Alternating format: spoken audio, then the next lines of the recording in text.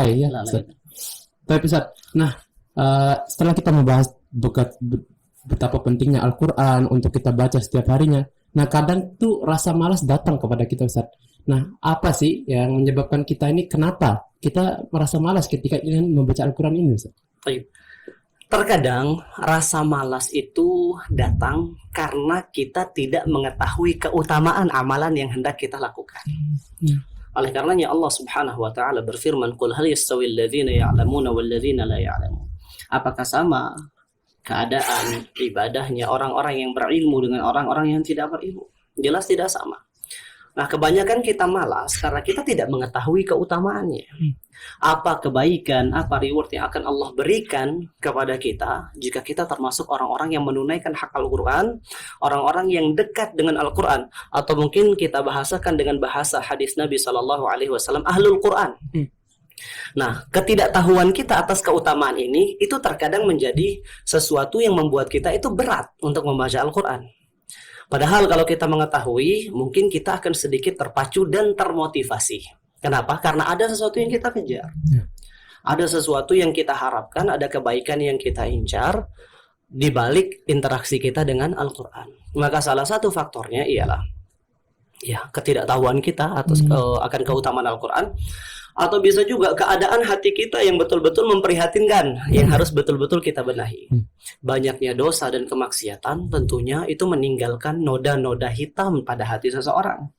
Di mana semakin banyak, semakin pekat noda tersebut, maka keinginan dan gairah seseorang untuk melakukan ketaatan itu akan semakin luntur, bahkan sampai ke titik dia tidak memiliki semangat sama sekali untuk membaca Al-Quran.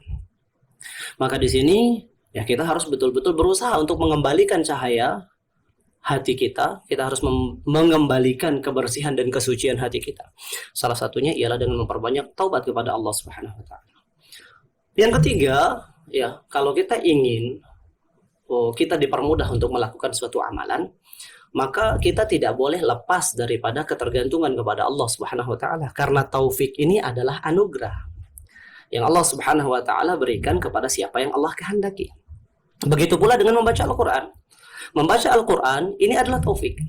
Walaupun ia merupakan amalan yang mungkin bisa dikatakan ringan, yang tidak ada syarat tertentunya, seperti kalau kita haji kan butuh modal.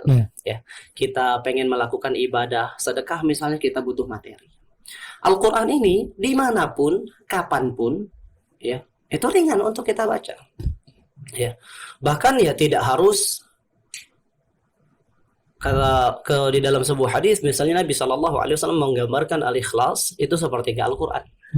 Mengkhatamkan, membaca Al-Quran membaca Al-Ikhlas 3 kali itu sama dengan mengkhatamkan Al-Quran. Saking ringannya. Dan siapa sih di zaman kita ini yang tidak menghafal surat Al-Ikhlas, begitu kan?